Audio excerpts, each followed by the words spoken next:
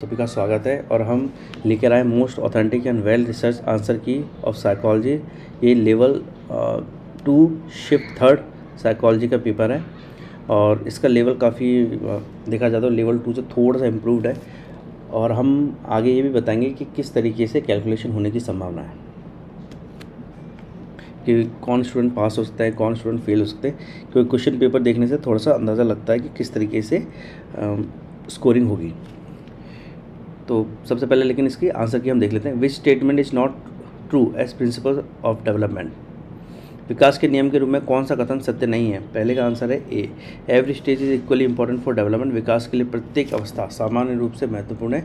ये फॉल्स है, गलत है, क्योंकि जो हमारी एडोलेसेंस यानी अडल्ट वयस्क और बच्चे की जो अवस्था होती है वो ज़्यादा इंपॉर्टेंट होती है बुढ़ापे वाली अवस्थाओं से। Question second, theory of moral development was propounded bye whom। नैतिक विकास का सिद्धांत किसके द्वारा प्रतिपादित किया गया था? इसका आंसर है, बहुत बार पूछा चुका है, बी, लॉरेंस कोहलबर्ग। कौन है? Lawrence Kohlberg. Question third, individual differences in career choices are explained by. व्यवसाय चयन में व्यक्तिगत विभिन्नताओं को निम्न द्वारा समझाया गया है। क्वेश्चन थर्ड का आंसर है डिफरेंसेस इन एप्टीट्यूड यानी डी।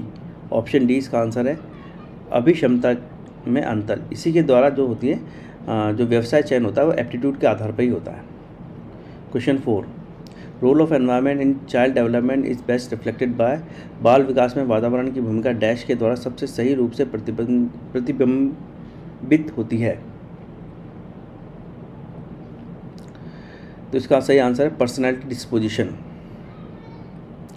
व्यक्तित्व की प्रकृति। असल में ये थोड़ा सा रिलेटिवली स्टेबल होता है, तो इन्वायरमेंट में जो रोल होगा इसका सबसे ज़्यादा होगा। बाकी primary reaction pattern, temperamental tendencies, ये काफ़ी हद तक जो होती है इननेट होती है, मतलब हमारी बायोलॉजी से डिपेंड करती है, ना कि एनवायरमेंट से।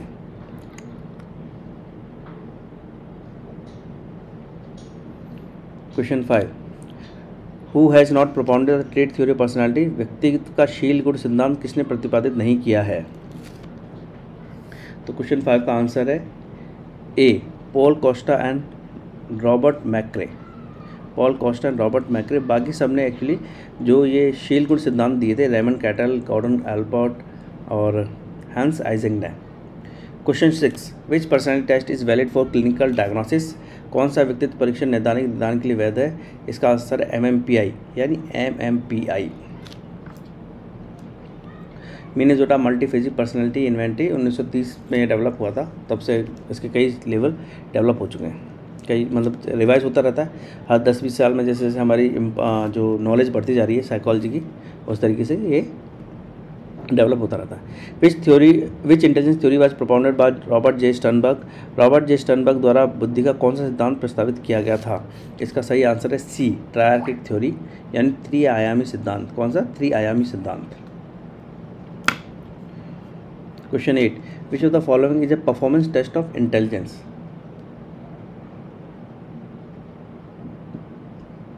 निम्न में से कौन सा बुद्धि का निष्पत्ति परीक्षण है? क्वेश्चन 8 का आंसर है भाटिया बैटरी। क्या है? भाटिया बैटरी।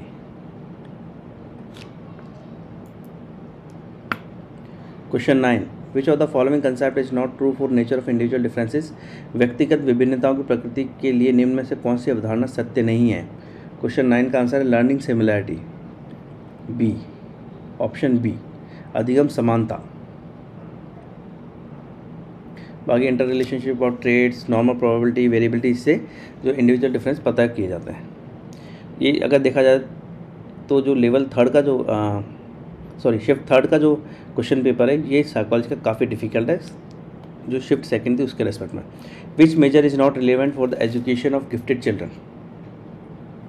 प्रतिभाशाली बालकों की शिक्षा के लिए कौन सा उपाय प्रासंगिक नहीं है? क्वेश्चन 10, आंसर है बी, रेमेडियल टीचिंग। कौन सा नहीं है? बी, उपचारात्मक अध्यापन।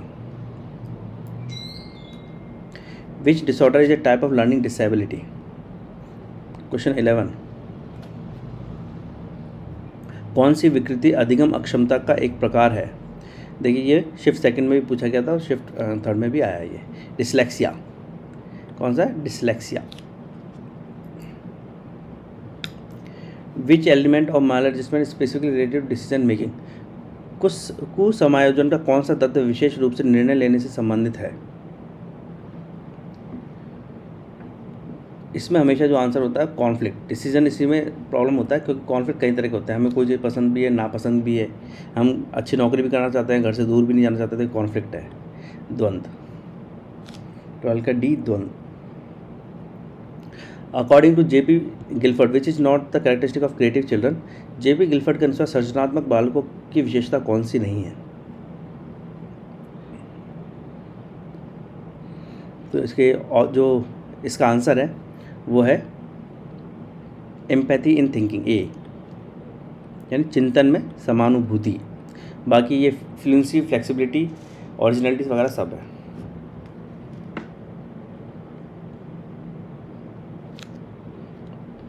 तो 13 का answer A. Question 14, trisomy 21 is termed as, यानी ट्राइसोमी 21 को कहा जाता है, ये बीमारी है, ये कई बार जीके में पूछा जाता है और ये साइकोलॉजी में पूछ लिया, ये डाउन सिंड्रोम है। इसका आंसर है Down syndrome, D. Question 15, which of the following is not a part of Thorndike's laws of learning, निम्न में से कौन सा थॉर्नडाइक के सीखने के नियमों का हिस्सा नहीं है। देखिए, इसका जो हिस्सा नहीं है वो है law of association. Law of association किसने दिया था, इवान पावलोव ने। इवान पावलोव की जो कॉग्निटिव वो थी क्लासिकल कंडीशनिंग, शास्त्रीय अधिगम, क्लासिकल कंडीशनिंग का कंसेप्ट है लॉज ऑफ एसोसिएशन। बाकी law of readiness, exercise, law of fact यानी तत्परता का नियम, अभ्यास का नियम, प्रभाव का नियम थॉर्नडाइक ने दिया था। विच of the following is A psychological factor influencing classroom learning, निम्न में से कौन सा कक्षा में सीखने को प्रभावित करने वाला मनोवैज्ञानिक कारक है। इसका सही आंसर है डी, मीनिंगफुलनेस ऑफ कंटेंट्स, यानी विषय वस्तु की अर्थपूर्णता। अगर ये अच्छी होगी तो अपने आप ही जो लर्निंग होगी, यानी जो सीखना है, वो बेहतर होगा। Question 17, inside theory of learning was proposed by whom, direct question है ये। अधिगम का अंतर्दृष्टि सिद्धांत किसके द्वारा प्रतिपादित किया गया था, वोल्फगैंग कॉहलर के द्वारा। किसके द्वारा, वोल्फगैंग कॉहलर के द्वारा, ए।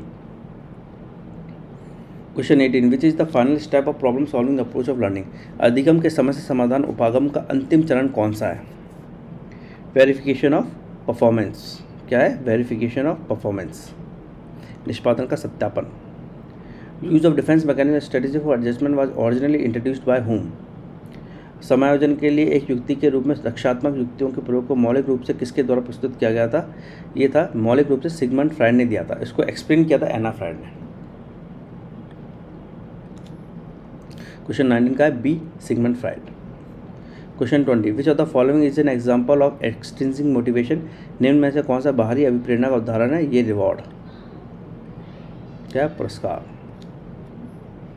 विच of the following is not A type of teaching according two stages of learning, निम्न में से कौन सा शिक्षण के स्तरों के आधार पर शिक्षण का प्रकार नहीं है। क्वेश्चन 21 का आंसर है डेमोन्स्ट्रेशन, बी। कौन सा है, डेमोन्स्ट्रेशन स्टेज यानी प्रदर्शन स्तर।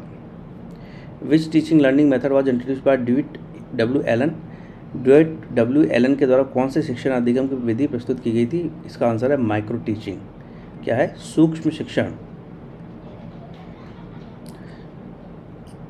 विच are the 3 important components of motivational cycle, अभिप्रेरणा चक्र के 3 महत्वपूर्ण घटक कौन से हैं। यह है need, drive and incentive.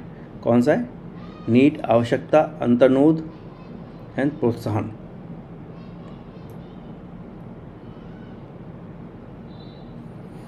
Question 24, main objective action research is, क्रियात्मक अनुसंधान का प्रमुख उद्देश्य है ट्रांसफॉर्मेटिव, रूपांतरकारी। ये सबसे जो अप्रोप्रिएट आंसर है वो यही है। Question 25, which of the following is not true for the construction of achievement test, उपलब्धि परीक्षण के निर्माण के लिए निम्न में से कौन सा सत्य नहीं, ऑब्जेक्टिविटी। वैसे तो इसमें चारों ही मैच करता है, लेकिन ज़्यादा अप्रोप्रिएट ऑब्जेक्टिविटी, वस्तुनिष्ठता।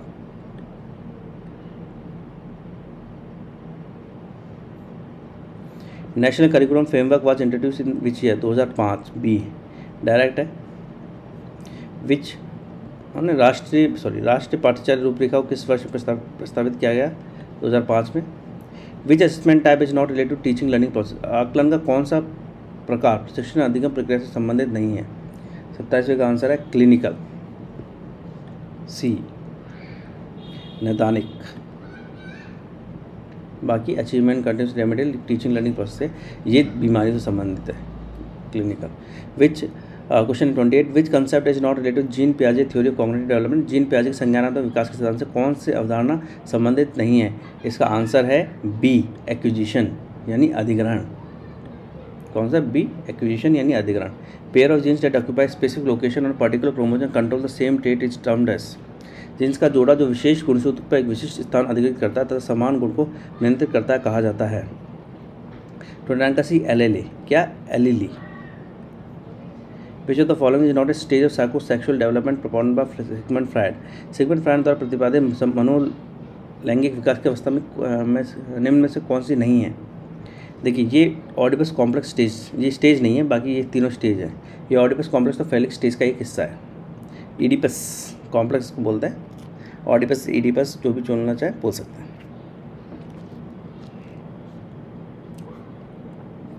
इसके साथ ये स्टेज 3 का साइकोलॉजी का सॉल्यूशन हमने डाल दिया। इससे पहले हमने स्टेज 2 के भी डाल रखे हैं, तो आप उसको देख सकते हैं। Thank you.